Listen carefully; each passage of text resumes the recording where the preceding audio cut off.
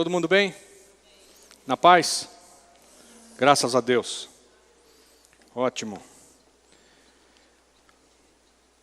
Para a gente se localizar aqui no tempo, na semana passada, nós falamos da intenção no coração de Lúcifer, que acaba sendo agora o acusador, Satanás, o acusador, e vimos que Deus vai julgar as obras dele pelo que ele efetivamente colocar em prática, e não pela intenção do coração. E vimos que esse é um padrão de Deus para conosco. Para qualquer uma das suas criaturas, ele aguarda para que pecado, que vai ser julgado, seja primeiro realizado, efetivado. Então vimos que Lúcifer intentava no seu coração uma porção de coisas, né? Serei semelhante ao Altíssimo, eu me assentarei no mais alto monte, subirei acima das nuvens, acima das estrelas, né, nos céus. Lemos o texto tanto de Ezequiel 28 quanto de Isaías 14, que falam sobre essa criatura, o querubim da guarda. Vimos que o Éden, na descrição, era mineral, muito mais do que um Éden vegetal. O Éden era mineral. Sabemos que Deus, depois da nossa queda, a queda do homem, ele fechou o Éden, né? Não dá para ninguém aqui ir até o local onde estava o Éden e tentar achá-lo com o seu GPS. Não tem como. Lá no livro de Gênesis, a gente lê que o jardim que Deus plantou, ele era circundado por 4 rios, está escrito lá. O Tigre, o Eufrates, o Guion e o Psion. Já leram isso? Lá no começo da Bíblia? O Tigre e o Eufrates vocês já têm no mapa ali, se você procurar ali, você vai ver os dois. O Tigre e o Eufrates. Mas o Guion e o Psion são 2 rios que têm esse nome escrito no Velho Testamento, mas se nós formos estudar a história no livro de Flávio Joséfo, História dos Hebreus, ele vai declarar que o Psion é aquele rio que os gregos chamam de Nilo. E o Guion é aquele que os gregos chamam de Ganges. Então aí nós temos já outros 2 rios que já também fazem parte do nosso mapa. O Tigre, o Eufrates, o Nilo e o Ganges. Que o Ganges é já mais perto da Índia. Então o Jardim do Éden ele estava circundado por esses 4 rios. Já muita gente foi tentar ir lá achar o Éden. Não tem Éden nenhum lá. Por quê? Vocês lembram da figura da lareira que a gente falou aqui no primeiro momento, no primeiro dia? Alguém diga que lembra. Alguém lembra? A lareira que emite uma chama e a luz, e depois nós trocamos ali a lareira, o fogo da lareira por um raio-x, e ele atravessa outras tantas coisas, e depois a gente trocou para raios gama, e eles atravessam o planeta inteiro. Pois é, o que é que muda de fogo para luz, para a emissão de raio-x, para a emissão de raio gama? O que muda? Frequência. Então, uma frequência baixa, ela é parada num anteparo. O fogo, frequência baixa, ele pode ser facilmente bloqueado, porque ele não atravessa, porque a frequência dele é baixinha. É como frequência de rádio, né? AM, FM, megahertz, gigahertz, etc. E aí a gente chega na luz, que também é uma frequência alta, e atravessa o vidro, mas já não atravessa um anteparo sólido, opaco. Depois a gente chega no raio-x e nós vimos que o raio-x ele atravessa tudo menos o chumbo, né? O chumbo segura o raio-x. Aí vimos que o raio gama, nem o chumbo segura ele. Atravessa chumbo, atravessa a terra, atravessa tudo. E essa mudança de frequência é o que Deus usa quando nós vamos falar de seres criados que a gente não vê. Porque você vê o fogo, vê a luz, mas você já não vê o raio-x e muito menos o raio gama, porque a frequência deles é tão alta que os teus sensores não captam. É como nós falamos aqui, um cachorro que escuta um assobio que nenhum de nós escuta. Ele tem sensores, os ouvidos do cachorro, muito maiores, para outra frequência. E nós chegamos até uma determinada frequência. Nisso, a gente pode dar uma corrigida numa lei do Newton. O Newton foi um dos caras mais inteligentes que já apareceram no planeta. E ele declarava que dois corpos não podem ocupar o mesmo lugar no espaço ao mesmo tempo. Já lembraram disso aí? Vamos lá para o ginásio. Amém? Ginásio foi bom, né? Aleluia. Ensino fundamental. Pronto. Então, dois corpos, né, não podem ocupar o mesmo lugar no espaço, não consigo enfiar a minha mão dentro da outra, no mesmo tempo. Colocando a frequência no sanduíche, dois corpos, eles não podem ocupar o mesmo lugar do espaço no mesmo tempo, na mesma frequência. Porque se for em frequência diferente, diga para o seu vizinho, tem um anjo sentado aí em cima de você. Diga para ele. O anjo, ele atravessa a parede, ele senta onde ele quiser. Ele nos contempla e ele pode se manifestar. O que é um anjo se manifestar? É ele descer da frequência dele, que é invisível aos nossos olhos, e se solidificar e se mostrar numa frequência que a gente enxerga. Então, essa mudança de frequência Deus aplicou no Éden. Então, no Éden, que antigamente Adão conseguia enxergar, quando ele cai, Deus muda as circunstâncias, muda os tempos, e Adão agora já não tem acesso a essa frequência. Porque ele andava com Deus, que era numa frequência altíssima, e agora ele já não andava mais. Ele caiu de frequência, solidificou. É uma maneira de falar que nos traz um pouco mais de entendimento. Não estou te dando aula de ciência aqui, tá? Ciência bíblica, não é isso.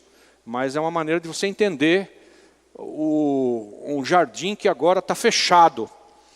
E ele não é palatável, não é plausível, ele não é tangenciável a nós. Você não enxerga ele, não cheira ele, não tem acesso àquela frequência, está fechado. Mas esse ser, Satanás, foi criado, foi posto, lançado por terra, e foi lá no jardim tentar o homem. Me perguntaram, mas ele tem acesso àquele jardim? Tinha acesso ao jardim, se colocou na serpente, usou a serpente para que a serpente, a palavra declara, a mais astuta, inteligente entre os animais. Alguém já assistiu Nárnia? Nárnia? Pronto, então. De repente eu até posso entender que quando a gente chegar lá, eu vou conversar com o meu gato, que foi na minha frente. Amém? Alô? É só essa maneira da gente entender a serpente falando com a mulher. E está tudo bem. Não dá para a gente imaginar uma serpente dos nossos dias, que arrasta no chão, falando, né? Mas ali nós temos que entender o que é que estava acontecendo numa outra dimensão. E a mula de Balaão falou, a serpente falou no Éden, então eu posso até acreditar no Nárnia, né, que é aquele reino onde vamos ter talvez alguma maneira de conversar com os bichos. Enfim, então aquilo lá se tornou inatingível para nós. Não adianta você ir fazer uma excursão com o Indiana Jones atrás do Éden para achar o Éden, você não vai achar nada. Não é da nossa alçada mais. Deus fechou o Éden para que o homem caído não tomasse também da árvore da vida e comesse do fruto e vivesse para sempre nessa situação de caído. Então Deus fecha o Éden, E o homem que caiu porque comeu da árvore do conhecimento do bem e do mal, não vai ter mais acesso à árvore da vida por enquanto. Porque depois nós vamos ser restaurados. Como vimos aqui na aula passada, a gente vai receber um outro corpo glorioso, amém?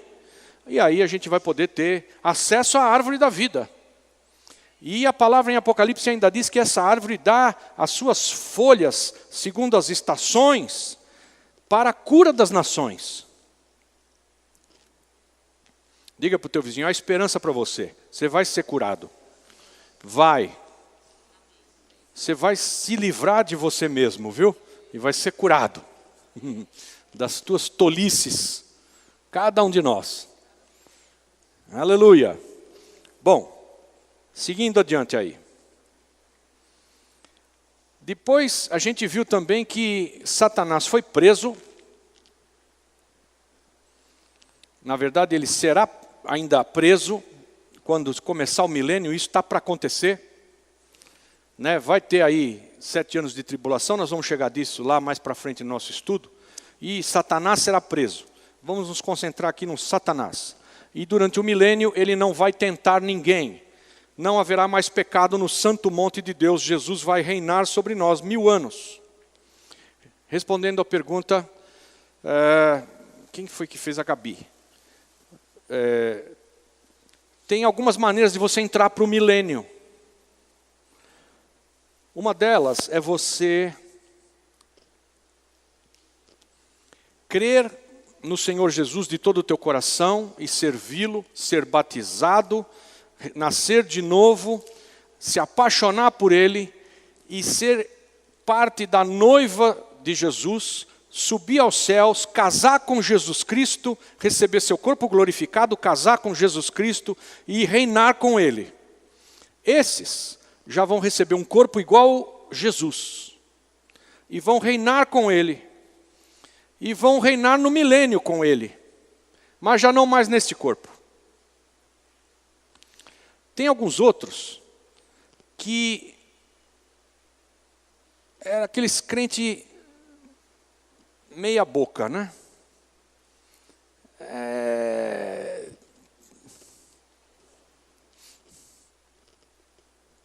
Está lá na igreja, vai todo dia, mas ao mesmo tempo ele continua naquela vidinha dele, escravo das coisas, escravo das situações, escravo de si mesmo, do seu ego. Jesus não consegue reinar na vida dele, ele é carnal.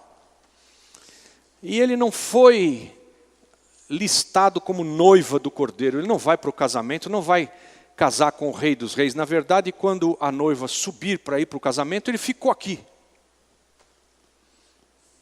Aí vai cair a ficha, viu? Opa!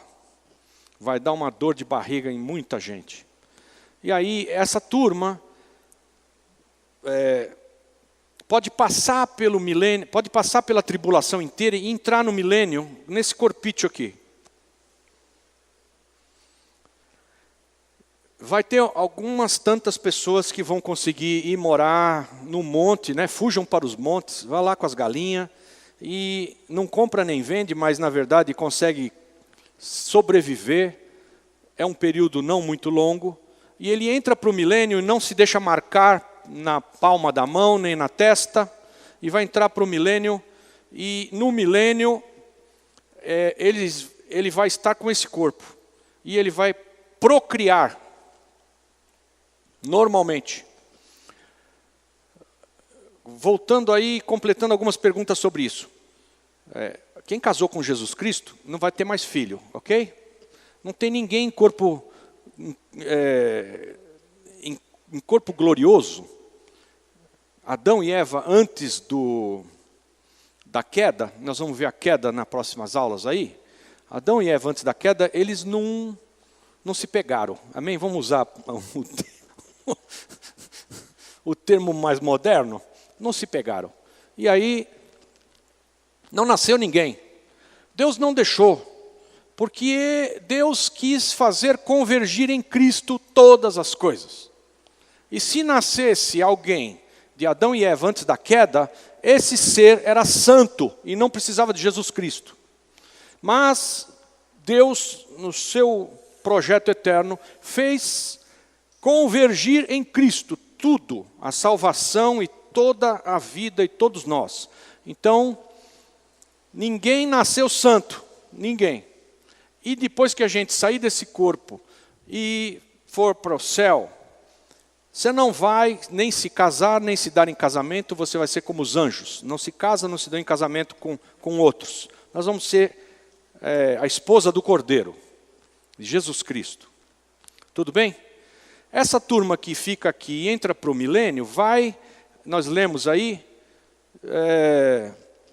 nascer um monte de gente, vão casar, vão procriar, vão encher a terra, porque quem morrer jovem morre com 100 anos, e os dias dos homens serão como os das árvores. Então, só nasce. Satanás vai ser preso, e o povo vai nascer. Baby boomers, sabe o que é baby boomers? É a minha geração. Depois da Segunda Guerra Mundial, morreu todo mundo, vamos encher a terra. E explosão de bebês, baby boomers, nasceram depois de 1950, vamos fazer filhinho. E lá no milênio, nós vamos encher a terra outra vez. E depois do milênio passar, voltando no texto, Satanás ele vai ser solto. Para ficar claro, as obras más do homem natural, nesse corpo corruptível. E aí, mesmo debaixo do reinado de Jesus, essa turma que entra para o milênio com este corpo, não casou com o Cordeiro, não tem corpo incorruptível, continua na mesma. Eles vão se rebelar contra Jesus. E o número deles era como a areia do mar. Então Satanás vai tentar as nações e o número do pessoal que vai segui-lo é como a areia do mar. Então Satanás é solto depois do milênio para ficar evidente a rebelião dos que não aceitaram a Cristo. Vimos aí as intenções de Satanás, subirei aos céus, refere-se ao terceiro céu. É aqui que a gente parou.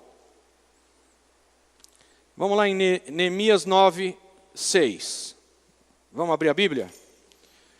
Neemias. Aleluia.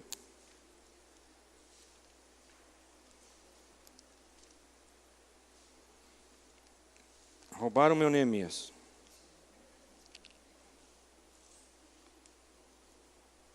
Achei. 9, 6. Só tu és Senhor, tu fizeste o céu e os céus dos céus, juntamente com todo o seu exército, a terra e tudo quanto nela existe, os mares e tudo quanto neles há. E tu os conservas a todos, e o exército dos céus te adora. Então, só o Senhor está nessa situação, mas Satanás, ele almejou, intentou no seu coração chegar nisto.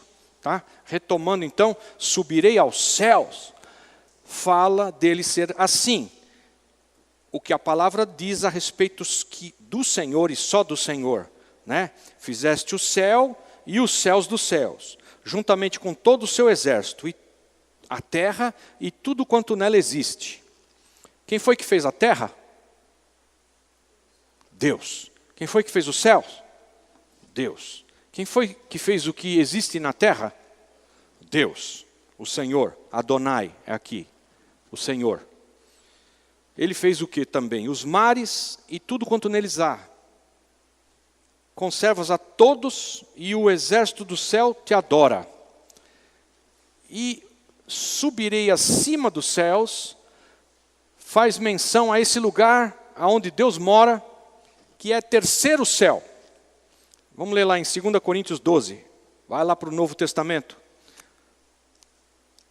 Atos, Romanos, Coríntios. 12. Ora, a respeito dos dons espirituais, 2 Coríntios 12. É necessário gloriar-me, embora não convenha, mas passarei a visões e revelações do Senhor. Conheço um homem em Cristo, que há 14 anos, se no corpo, não sei, se fora do corpo, não sei, Deus o sabe, foi arrebatado até o terceiro céu. Para você ter um pouco de noção de história também, os antigos estudiosos da Bíblia entendiam que primeiro céu é Marte, segundo céu é Júpiter, terceiro céu é Saturno. Esse era o entendimento no primeiro século, no segundo século dos estudiosos bíblicos. O terceiro céu, onde Deus mora, eles entendiam que entendendo a ordem dos planetas, Mercúrio, Vênus, depois vem Terra. Depois da Terra vem o primeiro céu acima de nós, é Marte. Depois vem o segundo céu, que é Júpiter, que é Deus da guerra e que é onde as hostes celestiais se movem. E terceiro céu era Saturno, que é onde Deus mora. Tem base bíblica para isso? Tem. Saturno, a palavra Saturno vem de Sabtah, que é de Shabat, essa raiz, que é o dia do Senhor, né? O Shabat, o descanso. E Saturno também deriva de Safira. E em Saturno, o que mais tem é Safira. E a palavra declara que Deus tem o seu trono sobre um estrado de safira, azul. Saturno, no entendimento dos antigos, era o terceiro céu. Meu entendimento não é esse. Entendo que esse terceiro céu, que é inatingível para nós, não se chega nele de foguete. É como o Éden. Está noutra frequência. Então, o terceiro céu é um lugar onde nós não conseguimos entrar nem nadando tudo que você pode, nem correndo, nem com foguete. Não chega lá, não tem como, não tem acesso.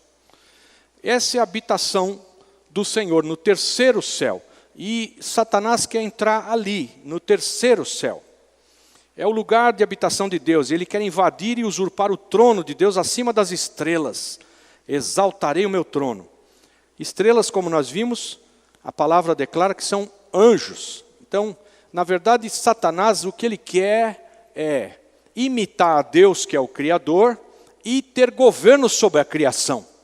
Então, as estrelas, subir acima das estrelas, significa dominar sobre os anjos todos. Esse é o contexto.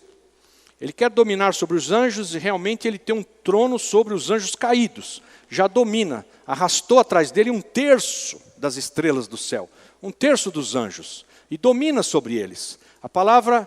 A Bíblia os chama de anjos caídos, demônios, seguidores de Satanás. Ele já controla estes.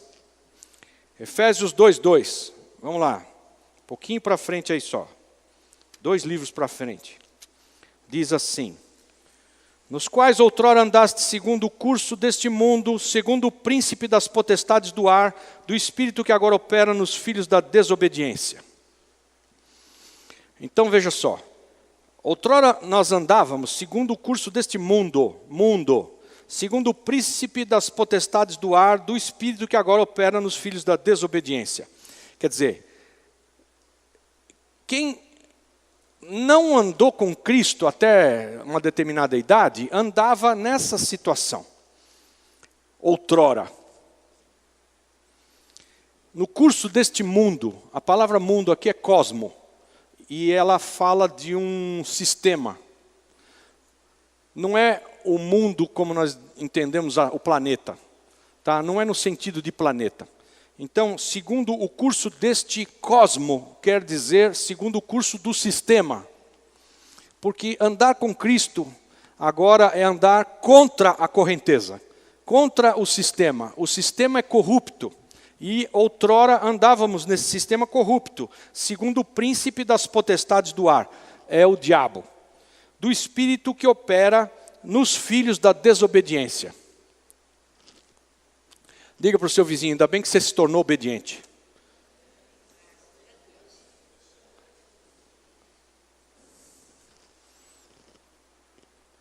Ou não? Ou é rebeldão mesmo? Não sei. Deus sabe. Mas vamos fazer um parêntese aqui. Para tudo. Aqui ele está falando de um príncipe das potestades do ar que opera neste cosmo, nesse sistema, e que controla tudo isso aqui. E eu quero te dar subsídios para você defender a tua fé. E quando te colocarem na parede, te perguntando coisas difíceis, você responder com propriedade e ser convincente. Amém? Pode ser? Ok. Então, entrando nesse versículo aqui de andávamos outrora segundo o curso do mundo desse sistema que está aqui, e tem um príncipe nele, o príncipe das potestades do ar, Satanás. Ele era o comandante ali. Ele manda, né? E eu quero te ler 3 textos e te fazer uma pergunta. Vamos ver como é que você se sai. O primeiro texto é João, capítulo 16, versículo 11. Abra lá. João 16, 11.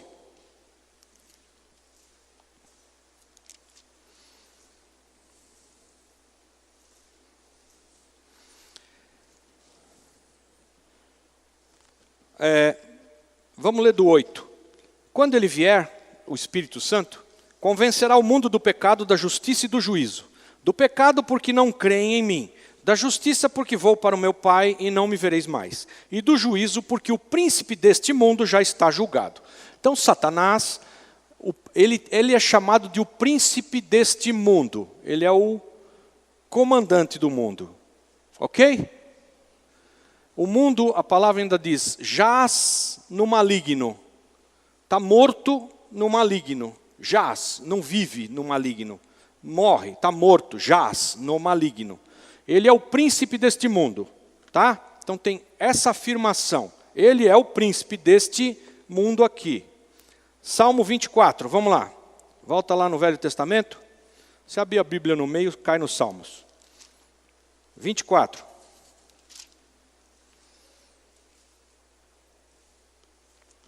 Olha o que diz aqui no Salmo 24. Presta atenção. Do Senhor é a terra e a sua plenitude, o mundo e aqueles que nele habitam. Estão comigo? No primeiro nós lemos que Satanás é o príncipe deste mundo aqui, do cosmo. Aqui nós lemos que do Senhor é a terra e a sua plenitude, o mundo, o cosmo e aqueles que nele habitam. Tudo bem? Terceiro texto, Salmo 115. Vai aí para frente.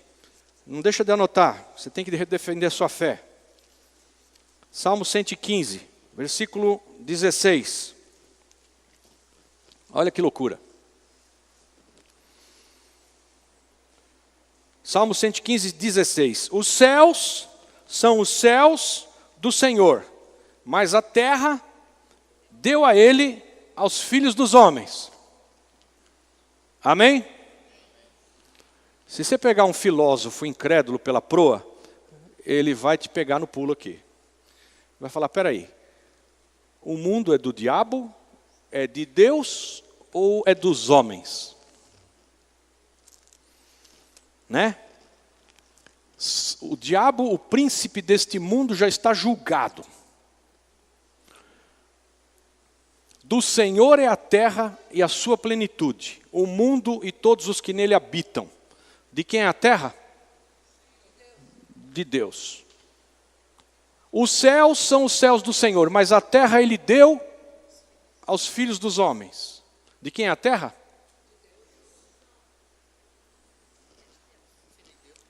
Qualquer resposta que você der aí está boa.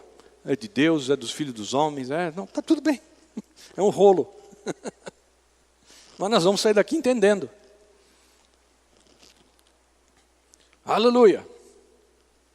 Para entender isso daí, não fugindo aqui da nossa apostila, né?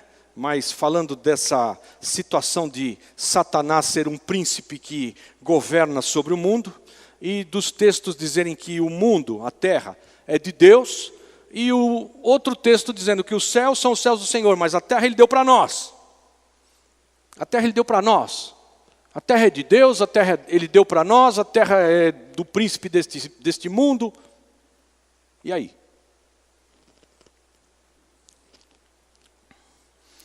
Então a explicação para isso está lá em Lucas capítulo 20. Essa você tem que anotar. Não deixa de anotar. Lucas capítulo 20.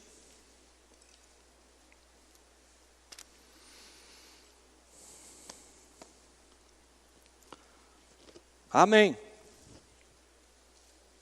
Vamos entender essa história que está aqui em Lucas 20. Versículo 9. Começou então a dizer ao povo esta parábola. Isso aqui é Jesus contando uma história como sendo uma parábola. Eu vou interpretar a parábola no meio, tá? Presta atenção. Começou então a dizer ao povo esta parábola. Um homem plantou uma vinha. Isso aqui é Deus, que é o dono da terra.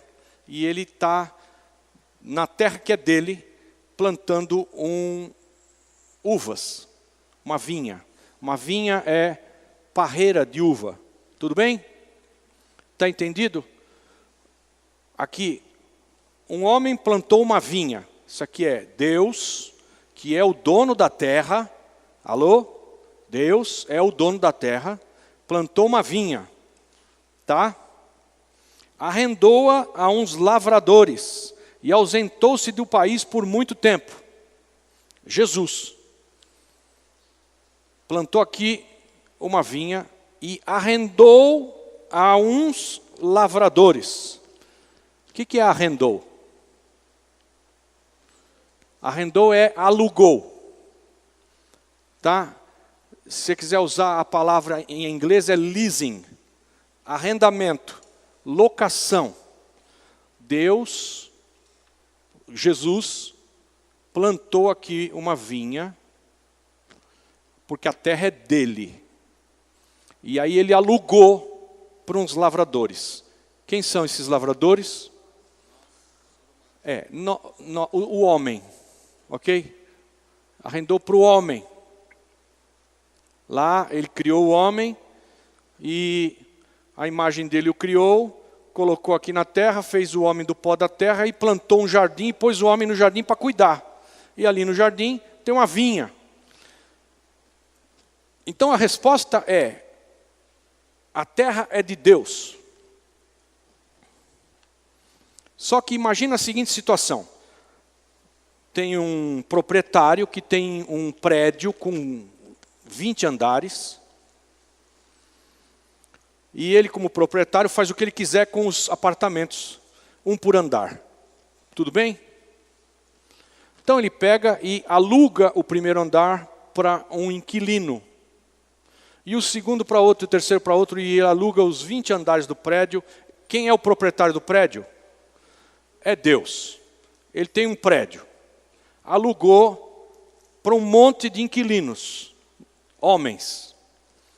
Se o apartamento 2, segundo andar, tiver com um vazamento de gás, e Deus, que é o proprietário, que tem uma equipe de manutenção para resolver problemas, tiver que mandar a equipe de manutenção no segundo andar para resolver o problema do segundo andar, porque senão vai explodir o prédio inteiro, ele tem que ligar para o inquilino do segundo andar e pedir autorização para entrar no segundo andar, porque quando Deus alugou, arrendou o que era dele, ele transferiu posse. Como qualquer contrato de locação que a gente faz hoje em dia, você recebe a posse do imóvel. Você recebe as chaves do imóvel. Depois de tudo assinado, contratado, bonitinho, é transferido para você o quê? Posse. Então aquilo lá agora passa a ser teu, de tua responsabilidade. Você tem a posse daquilo. Você não é o proprietário, mas você é possuidor. É uma palavra que no português fica complicado, mas em outros idiomas a gente entende bem quem é o dono e quem tem a posse. Um é o dono e o outro é o inquilino. E acontece que quando o dono aluga, ele se obriga a não mais ter toda a liberdade no imóvel que é dele mesmo. Mas aí, como ele transferiu posse para você, é você que é o responsável por tudo ali. E se ele tiver que atuar naquela área, você tem que deixar.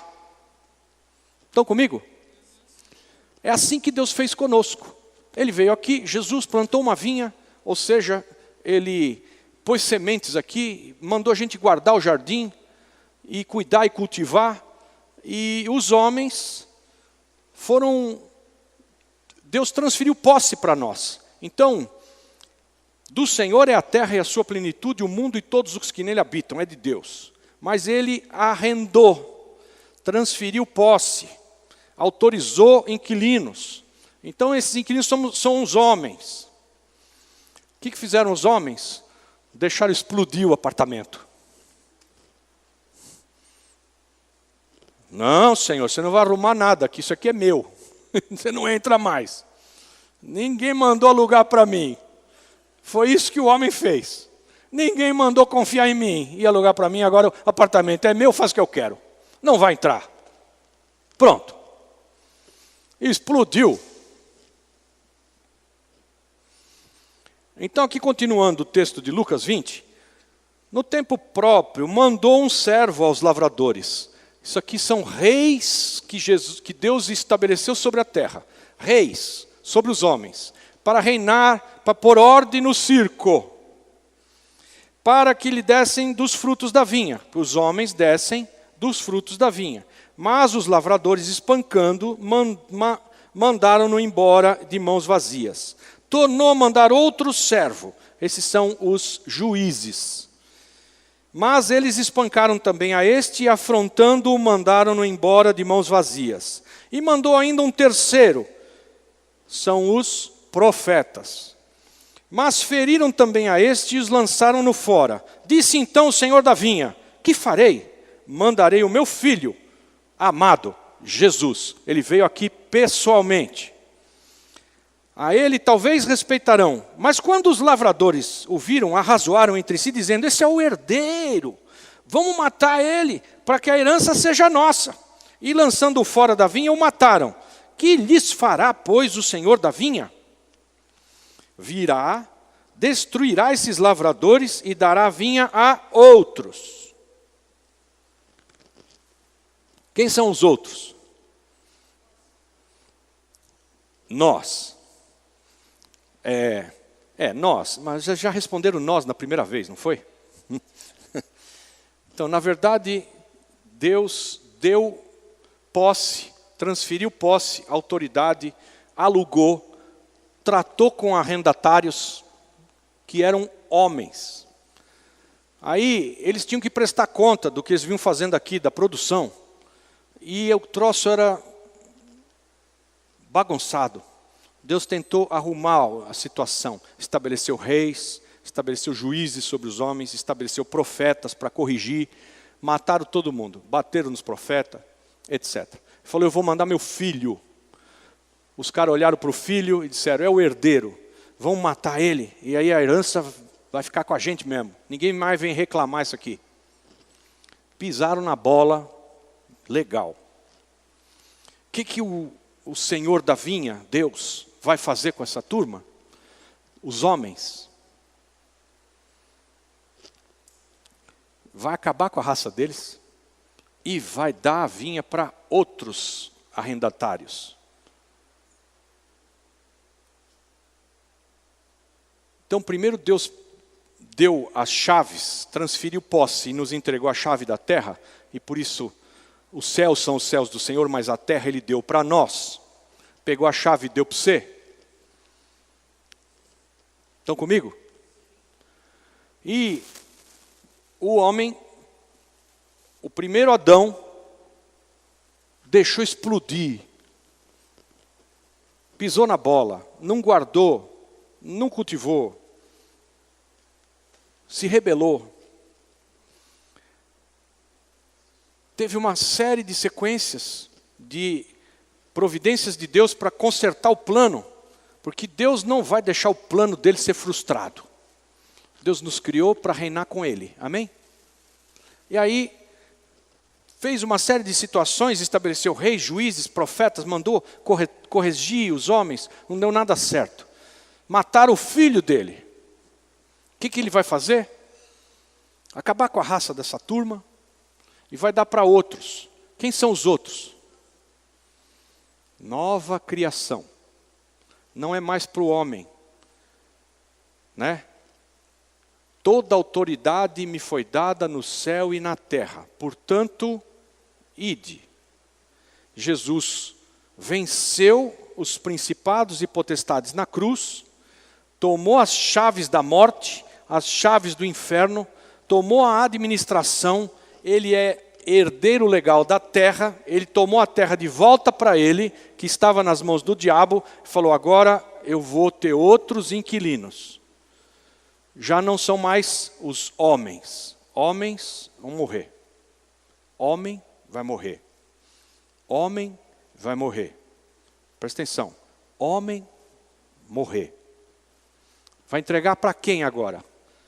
Para aqueles que morreram com Cristo e ressuscitaram com Ele, e agora já não são mais homens, são nova criação.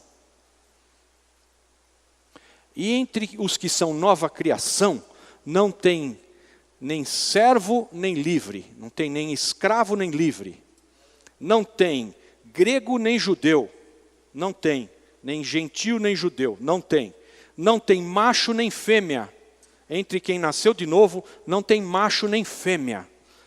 Então quem é que ocupa esse púlpito aqui e prega? Mulher? De jeito nenhum. Homem? Não. Quem é que ocupa o púlpito? Nova criação. Gente que nasceu de novo. E quem nasceu de novo já não é nem escravo, nem livre, nem senhor. Não é nem grego, nem judeu. Não é nem macho, nem fêmea. Mas é o quê? Nova criação. Esses, o Senhor tomou a chave agora e deu na mão deles. Agora o plano vai funcionar. Que com Adão foi frustrado, com Jesus, o primeiro de uma nova geração, o último Adão, diz a palavra, agora com ele vai funcionar. E nós somos a semelhança dele. Entenderam? Então, de quem é a terra?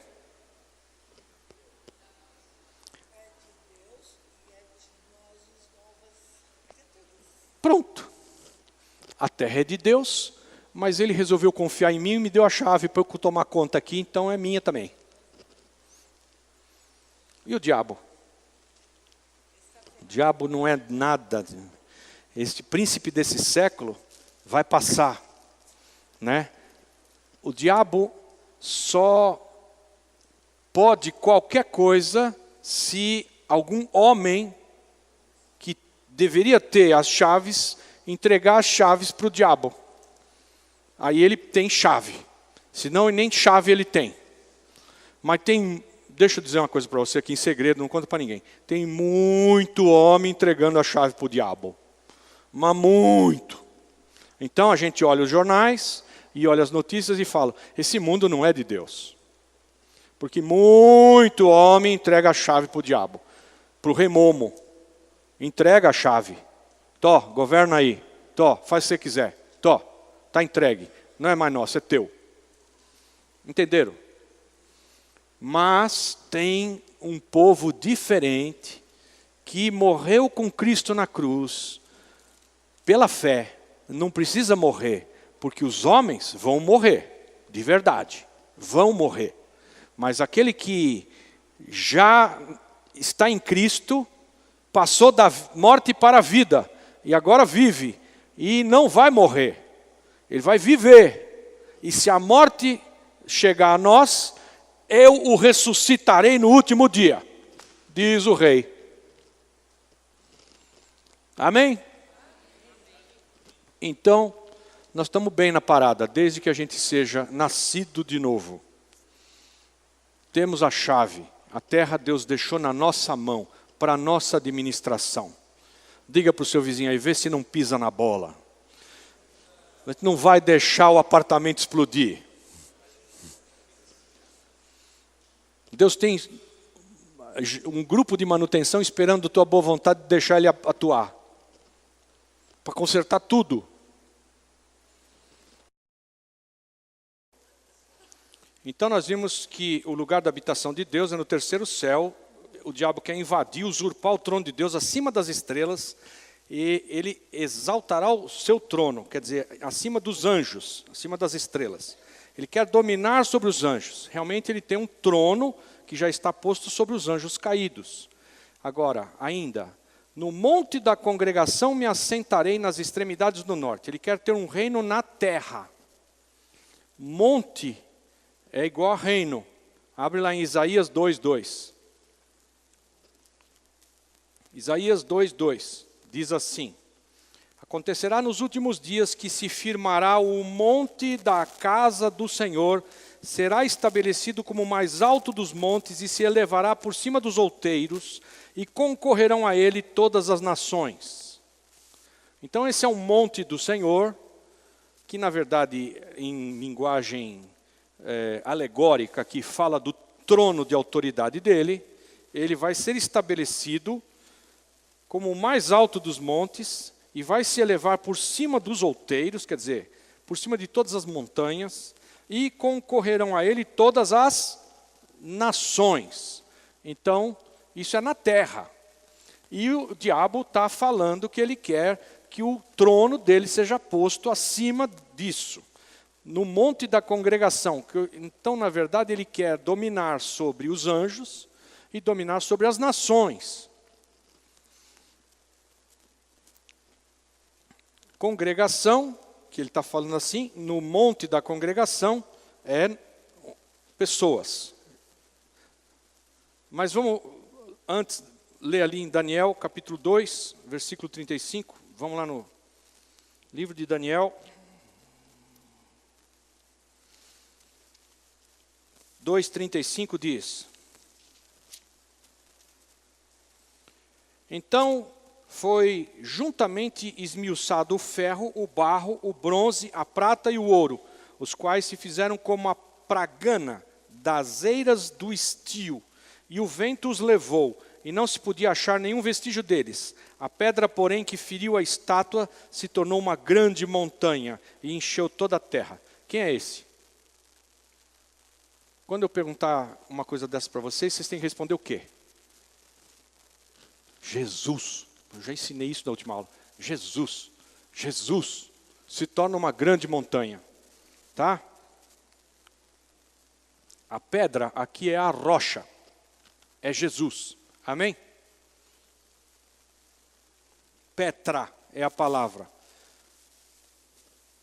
E aí mesmo no versículo 44, diz: mas nos dias destes reis, o Deus do céu suscitará um reino que não será jamais destruído, nem passará a soberania deste reino a outro povo, mas esmiuçará e consumirá todos esses reinos e subsistirá para sempre. Quem é o rei aqui? Jesus. Jesus. E esse reino esmiuçará todos os outros reinos, porque ele é comparado com uma rocha que cai sobre os outros e esmiuça, vira pó. Ele é uma grande rocha. Então, isso é o que está...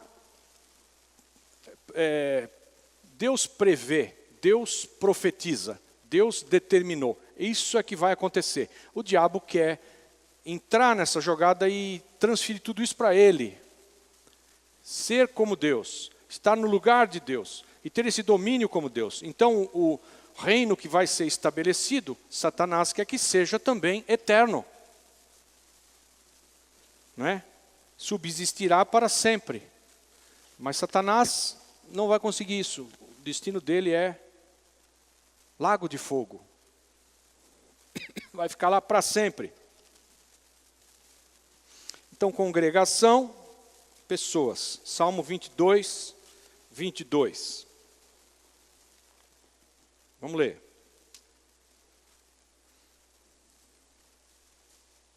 Então anunciarei o teu nome aos meus irmãos. Louvar-te-ei no meio da congregação. Sobre essa congregação é que Satanás quer reinar. Que é o quê? no meio dos irmãos, povo, gente. Nas extremidades do norte. Extremidades no norte em relação à terra significa esse lugar que também entendemos aqui, terceiro céu, é lugar de Deus. Extremidades do norte é lugar de Deus. Jó 37, 22. Vamos lá. Antes dos Salmos. Jó 37, 22. Do norte vem o áureo esplendor. Em Deus há tremenda majestade. Quer dizer, esse é lugar de Deus, no norte, né? Nas extremidades do norte. Salmo 48, 2.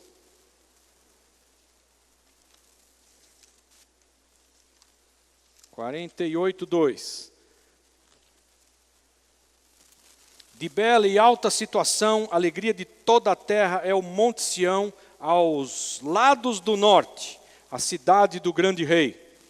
Norte.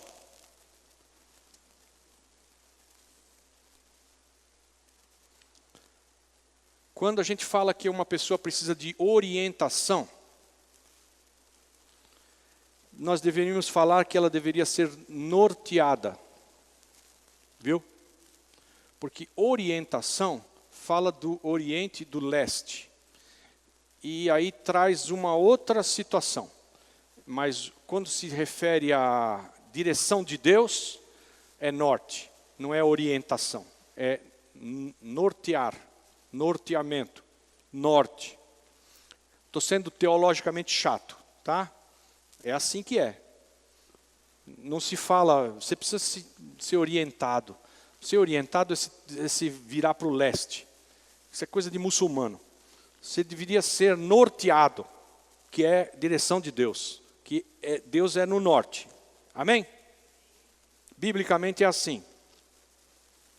2 Tessalonicenses 2,4, que diz ali.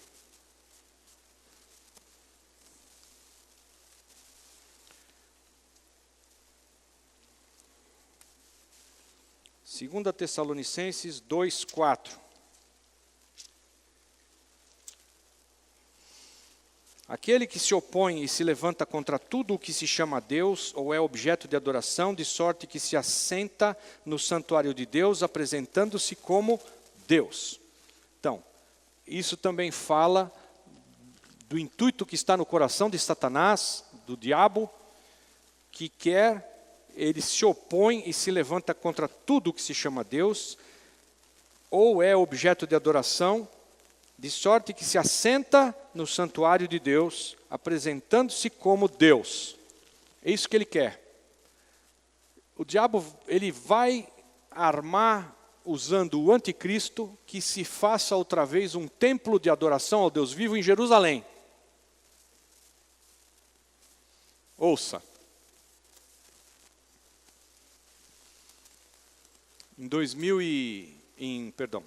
Em 1917, foi expulso de Israel o Império Turco Otomano pelo general Allenby, general dos aliados, das forças aliadas. O Allenby era um inglês.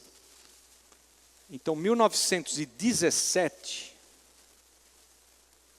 é retomada a nação de Israel. Ela fica livre da ocupação do Império Turco Otomano. Israel vai ser uma terra de ninguém, porque o general expulsou os invasores turcos otomanos, mas ele não ficou lá, não tomou posse, não permaneceu, e aquilo virou uma terra de ninguém. Por 50 anos, até 1967. Um jubileu. 50 anos. 1967, um general israelita, Moshe Dayan. Lembram desse nome? O Moshe Dayan, exatamente. Ele tinha um tampão, parecia um pirata, tinha um tampão num olho. Dizem que ele não era cego de um olho, que ele tampava um olho de propósito, porque ele era do Mossad, ele era um general. E o exército de Israel,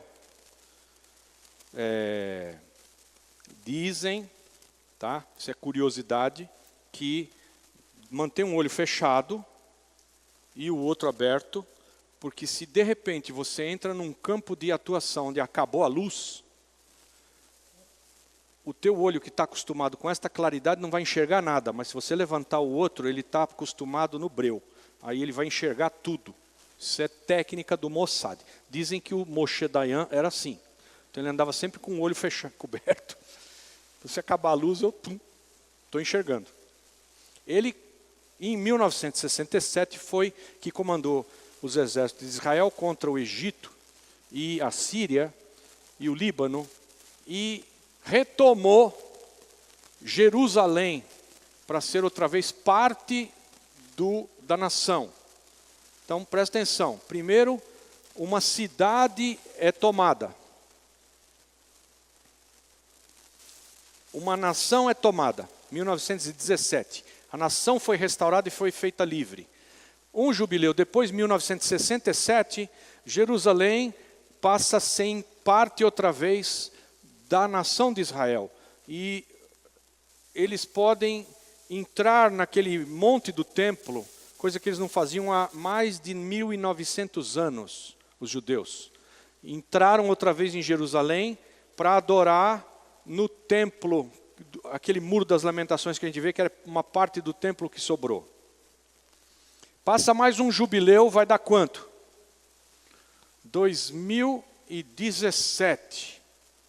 Então a gente teve lá a restauração da nação, aí nós temos a restauração da cidade, e agora o Trump declara que Jerusalém vai ser a capital de Israel. E ele quer pôr lá de volta o templo. E ele quer pôr lá de volta o templo porque ele faz parte de uma agenda do inferno, que vai restaurar outra vez o templo no lugar, para que se tenha uma casa supostamente de Deus, aonde Satanás vai entrar, sentar e dizer: pode me adorar porque sou eu que sou Deus. Isso a Bíblia chama, nós vamos ver lá na frente, de o abominável da desolação. É o diabo sentado no templo, que é de Deus, dizendo que é ele que é Deus e podem me adorar. E quem não for adorado e não tiver a marca dele, vai ser martirizado. Mas o plano dele aqui, que nós lemos, 2 Tessalonicenses 2:4, aquele que se opõe e se levanta contra tudo o que se chama Deus, ou é objeto de adoração, de sorte que se assenta no santuário de Deus. Por isso ele vai ser reerguido, o templo em Jerusalém. Estamos quase. Está para acontecer isso. E ele então se apresenta como Deus. Tudo bem? Subirei acima das mais altas nuvens. Nuvens está ligada à glória de Deus, ao Shekinah de Deus. Ele, o diabo, é que quer essa glória. Isaías 42:8. Vamos lá.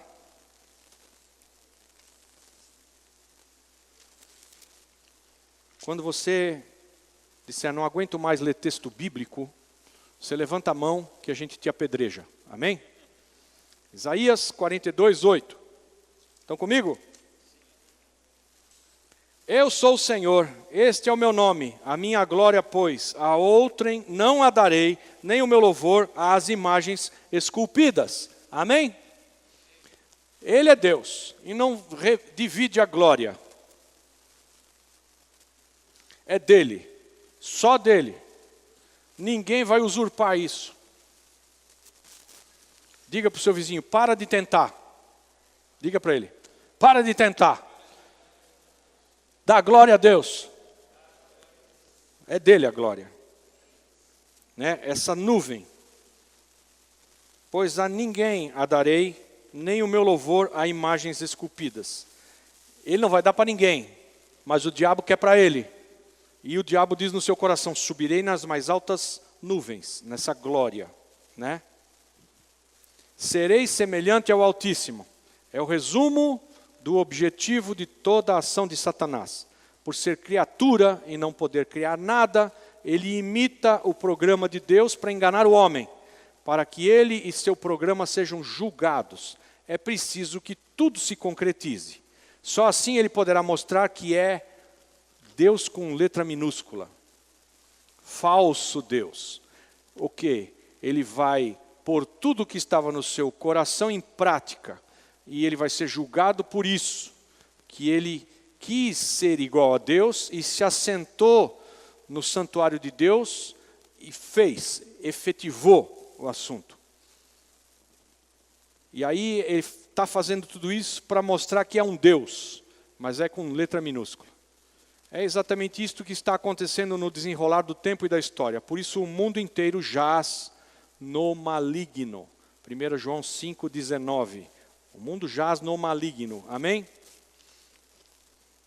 Lemos então que Satanás arrastou consigo 1/3 dos anjos. Já lemos essa palavra de Apocalipse 12.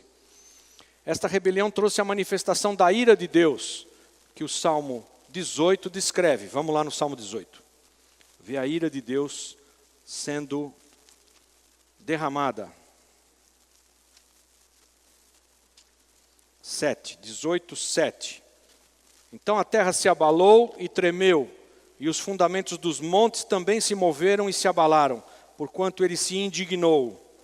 Das suas narinas subiu fumaça, e da sua boca saiu fogo devorador. Dele saíram brasas ardentes. Ele abaixou os céus e desceu. Trevas espessas havia debaixo dos seus pés. Montou num querubim e voou. Sim, voou sobre as asas do vento. Fez das trevas o seu retiro secreto. O pavilhão que o cercava era a escuridão das águas e as espessas nuvens do céu. Até aqui. Quer dizer,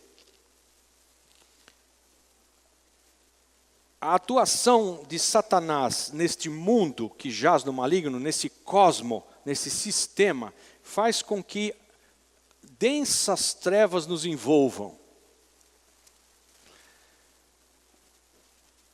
Você já viu no inverno, quando você olha pela janela e você vê a cidade envolta numa nuvem, assim, num cogumelo preto de poluição? Você olha lá e fala, pô, não dá nem para ver as montanhas lá do final da cidade. Você olha daqui e vê, está tudo escuro, uma poluição lascada baixou assim sobre a cidade. Vocês já viram isso? E você olha e fala assim, puxa, ainda bem que é lá, né? Ó, não dá para ver, olha como está nublado para lá, é poluição aquilo lá, ó. Toda aquela fumaceira, negócio preto que envolve. Puxa, ainda bem que eu não moro lá, hein?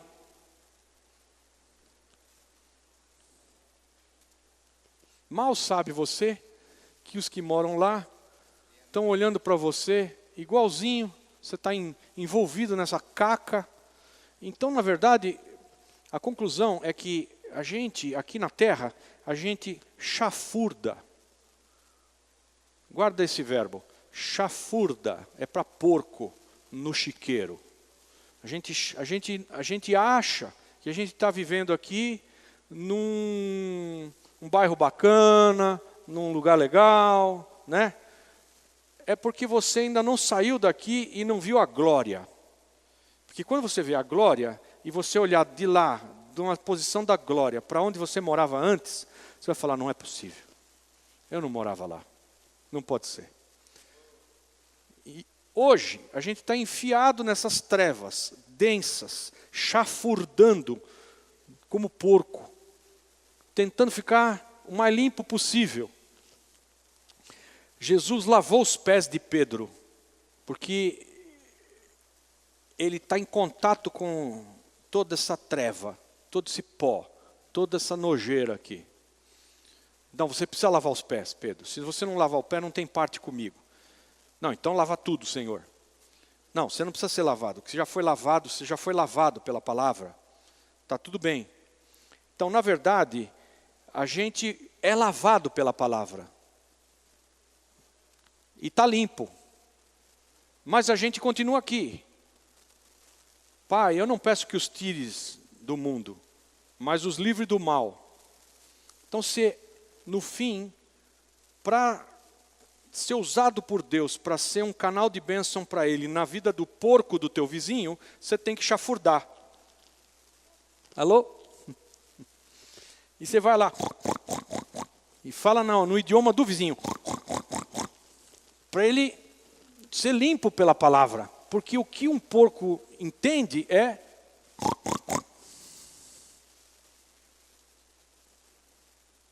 Não sei se eu estou me fazendo explicar direito. A gente não saiu do planeta e a gente está no meio da poluição. É trevas, densas trevas.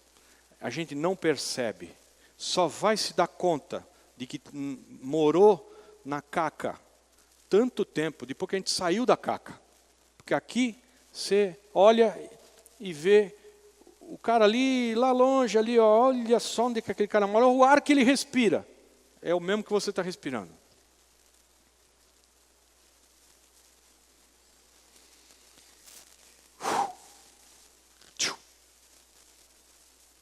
Assim a terra ficou no estado descrito em Gênesis 1:2. O que diz em Gênesis 1:2? Vamos do 1, vai.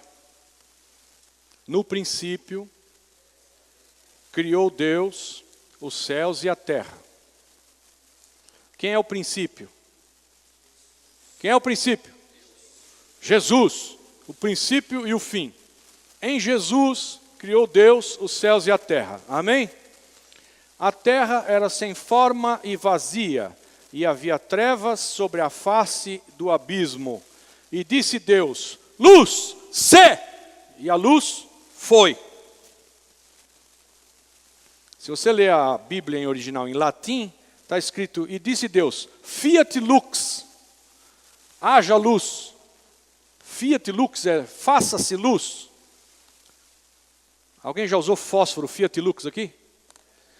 É latim. Fiat lux, faça-se luz. Mas o que o original declara é que Deus disse, luz, se, e a luz foi. Então, no princípio criou Deus os céus e a terra. E aí a situação no versículo 2 muda completamente. A terra era sem forma e vazia, havia trevas sobre a face do abismo. Pata de Satanás, foi lançado por terra, caiu. Caiu aqui. Deus promove um plano de salvação para nós, amém? Ele vai nos tirar desse chafurdar aqui, desse charco de corrupção. Você pensa que corrupção atinge só em Brasília? Nós somos corruptíveis. Mas nós vamos conseguir um corpo incorruptível. Mas por enquanto, se cuida você que está de pé. Se cuida bem, se cuida muito. Porque nós somos corruptíveis. Mas Deus traçou um plano para nos redimir. Porque nós fomos feitos à imagem e semelhança dele, para sermos tal qual ele é, para sermos a imagem de Cristo e para sermos, viver com ele eternamente e reinarmos com Cristo eternamente. Amém? Amém? Amém? Então Deus montou um plano de resgate desse homem. O plano de Deus continua. Já antes de começar, ele já sabia de tudo isso e ajustou uma salvação lá no meio. Fez tudo convergir em Jesus. E os anjos? Porque Satanás arrastou 1/3 dos anjos.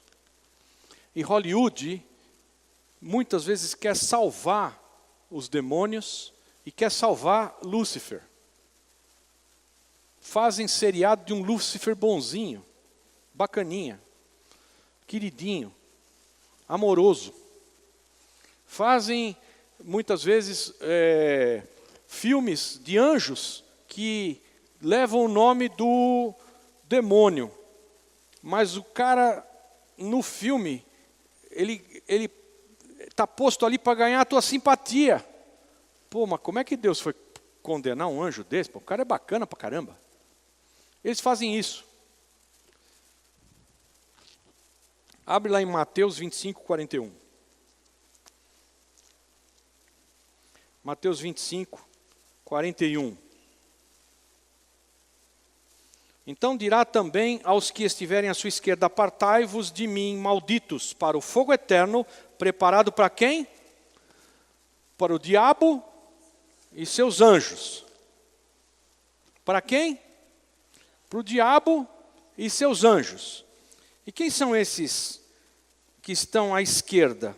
Apartai-vos de mim, malditos, para o fogo eterno, preparado para o diabo e seus anjos. Quem é essa galera aqui?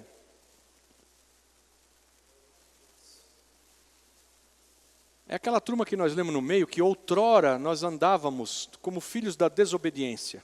Essa turma continuou e anda até o fim como filhos da desobediência. E então, como não nasceram de novo, como não se achegaram a Cristo, como não alcançaram a luz, como não resplandeceu no coração deles o evangelho da salvação, apartai-vos de mim, malditos, para o fogo eterno preparado para o diabo e seus anjos. O diabo vai para o fogo eterno, os anjos vão para o fogo eterno, e os malditos vão para o fogo eterno também. E tem pastor por aí pregando que não existe isso, fogo eterno, que ninguém vai para o fogo eterno, que não existe inferno, que a Bíblia não chama, não tem essa palavra. E aqui também não está escrito inferno, aqui está escrito fogo eterno. Não é inferno, é um lago de fogo eterno. Vai para lá quem, como eu já disse, não resplandeceu a luz, não nasceu de novo, seguindo o diabo e os seus anjos. Mas para quem resplandeceu a luz do evangelho, Deus salvou. É um plano de salvação. E para os anjos, tem plano de salvação? Tem plano de salvação para os anjos? Vamos para Hebreus 2,16. Está escrito aí que não. Vamos ver lá em Hebreus. Vai que Deus mudou a história no meio do caminho, né? De Mateus até Hebreus, tem um monte de livro. Hebreus 2,16.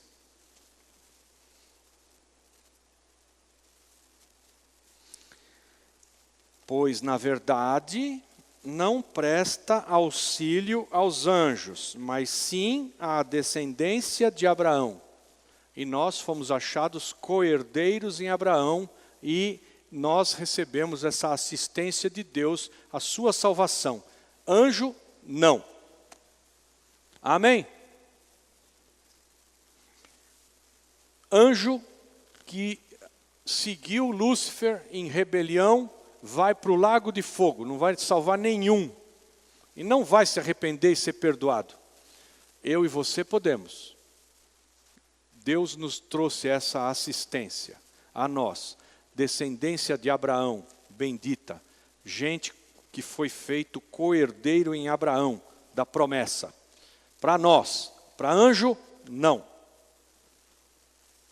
Mas Deus fez o seu plano para salvar o homem e separá-lo deste mundo, enquanto se desenvolve o ministério da iniquidade. 2 Tessalonicenses, um pouquinho para trás aí, 2, 7. Pois o mistério da iniquidade já opera, somente há um que agora o detém, até que seja posto fora. Quem é que detém o mistério da iniquidade? Mas você não vale, você é café com leite. Quem detém o mistério da iniquidade? O que está escrito aí no versículo? Tem alguém que detém o mistério da iniquidade, né? O mistério da iniquidade já opera. Mas sabemos que tem um que o detém. Quem é? Não. Dou-lhe uma.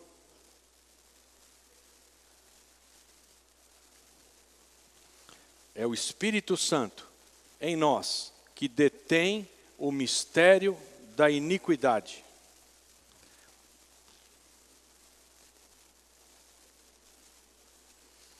Pois o mistério da iniquidade já opera. Somente há um que agora detém, até que seja posto fora. O que eu quero dizer? O que Deus quer dizer para nós com isso aí? Ele quer dizer assim para nós: enquanto Ló não sair de Sodoma, eu não destruo a cidade. Então pega os anjos e vão tirar o Ló, que é justo, da cidade. Porque ele não vai destruir o justo junto com o injusto, tudo misturado. Não vai. Então o mistério da iniquidade opera. E ele está, esse mistério da iniquidade, restrito. Opera nos filhos da desobediência. Por que opera restrito? Por nossa causa. Porque o Espírito Santo habita em nós. E porque enquanto nós estivermos aqui no planeta, o diabo não vai tomar conta. A maldade não vai tomar conta. A malignidade não vai tomar conta. O mistério da iniquidade opera. Opera em malucos americanos que matam criancinha em escola. Opera no Rio de Janeiro. Não vou nem ficar explicando. Opera um monte de iniquidade. Opera. Não opera mais, isso aqui não vira um bang-bang, não sai todo mundo se matando pela rua. Por quê? Por causa que nós estamos aqui. Mas nós vamos ser posto fora, harpazo, arrebatados. Vamos sair. E quando a gente sai, aquele que detém, não está mais. Então não detém mais nada. E aí o mistério da iniquidade não está mais detido, ele vai tomar conta. Isso aqui vai virar um inferno. Tribulação. Então aqui, quem é que detém? Olha bem para o teu vizinho e diga para ele assim: é você que detém, santo do Senhor. Santa do Senhor. Por causa do Espírito Santo em nós, é que o mistério da iniquidade não toma conta do mundo.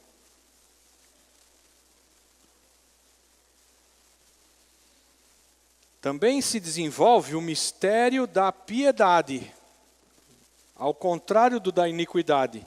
1 Timóteo, um pouquinho para frente aí, próximo livro, 3,16. E sem dúvida alguma, grande é o mistério da piedade. Aquele que se manifestou em carne, foi justificado em espírito, visto dos anjos, pregado entre os gentios, crido no mundo e recebido acima na glória. Aquele que foi manifestado na carne, foi justificado em espírito, contemplado por anjos, pregado entre os gentios, crido no mundo e recebido na glória, na glória.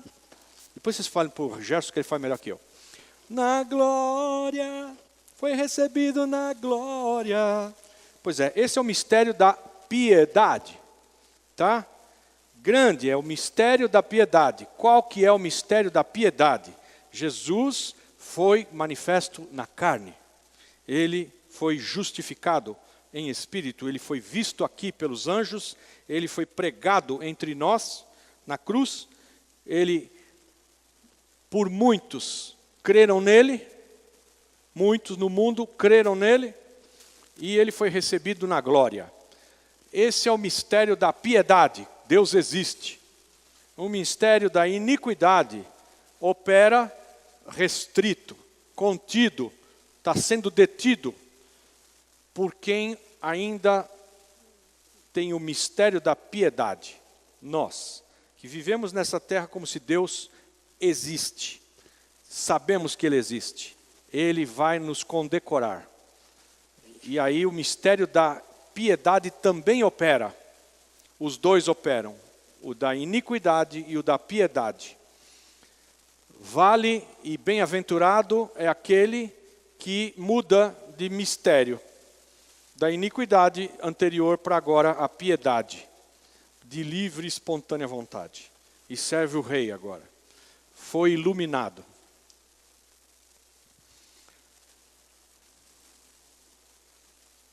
Claramente Deus se revela e os que nele creem recebem poder para serem feitos filhos de Deus.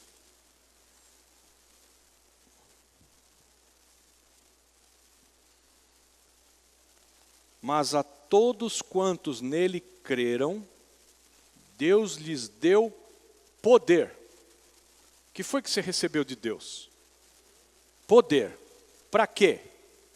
Para ser feito filho.